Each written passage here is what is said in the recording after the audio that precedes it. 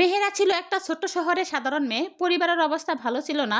বাবার ক্ষুদ্র ব্যবসা, মা গৃহিণী। সংসার চলতো খুবই কষ্টে, কিন্তু মেহেরার একটা বড় স্বপ্ন ছিল সে শিক্ষক হবে। ছোটবেলা থেকেই সে পড়াশোনায় ভালো ছিল, কিন্তু চারপাশ থেকে বারবার শুনতে হতো মেয়ে মানুষ পড়াশোনা করে কি হবে, একটু বড় হলে বিয়ে দিয়ে দেবো, মেয়েরা পড়াশোনা করার কি দরকার। এই কথা শুনে তার মন ভেঙে যেত, কিন্তু বুকের ভিতরে একটা আগুন জ্বলতো। সে মনে মনে ঠিক করে নিচ্ছিল যেভাবেই হোক পড়াশোনা চালিয়ে যাবে। মেহেরা স্কুলে ভালো রেজাল্ট করলো, সবাই অবাক হলো, কিন্তু কলেজে ওঠার সময় পরিবারের টাকা পয়সা টানাটানি শুরু হলো। বাবার ব্যবসা ভেঙে পড়লো। কেউ বলল মেয়ের পড়াশোনা বাদ দাও, খরচ কমাও, কিন্তু মেহেরা হাল ছাড়েনি। সে টিউশন শুরু করলো। প্রথমে 2টা বাচ্চাকে পড়াতো, তারপর 4জন, তারপর 10জন। টিউশন থেকে যা আয় হতো সেটা দিয়ে তার পড়াশোনা খরচ চালাতো। কলেজে পড়াশোনা করতে গিয়ে কত কষ্ট, কত অপমান। বন্ধুরা সবাই নতুন জামা কাপড় পরে আসতো, আর সে পুরনো জামা কাপড় পরে আসতো। মাঝে মাঝে খালি পেটে সে ক্লাস করতো, তবু সে ক্লাস মিস করতো না। একদিন কলেজের একটা প্রতিযোগিতা অংশ নিল। সবার সামনে সে দাঁড়িয়ে বলল, মেয়েরা কোনো বোঝা নয়, মেয়েরা পারে এই সমাজকে বদলাতে। সবাই তার বক্তব্যে মুগ্ধ হলো। শিক্ষকরা তার ভেতরে একটা আলাদা আলো দেখতে পেল। তারা তাকে উৎসাহিত দিল, তুমি পারবে, তুমি পড়াশোনা চালিয়ে যাও।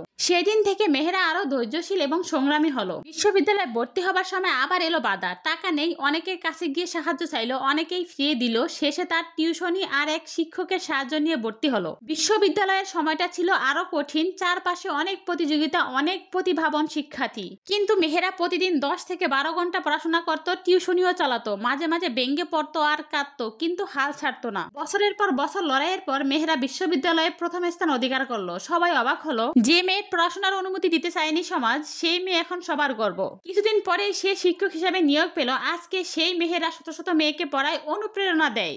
যারা ভাবে মেয়েরা কিছু করতে পারে না, তাদের সামনে সে জীবন্ত প্রমাণ। এখান থেকে আমাদের শিক্ষা হলো, সাফল্য কোনো ছেলে মেয়ে দেখে আসে না, আসে পরিশ্রম, ধৈর্য আর বিশ্বাসে। জীবন যতই কঠিন হোক, হাল না ছাড়লে একদিন জয় আসবেই। আপনি যদি নিজের স্বপ্নে বিশ্বাস করেন, একদিন দুনিয়াও আপনাকে বিশ্বাস করবে।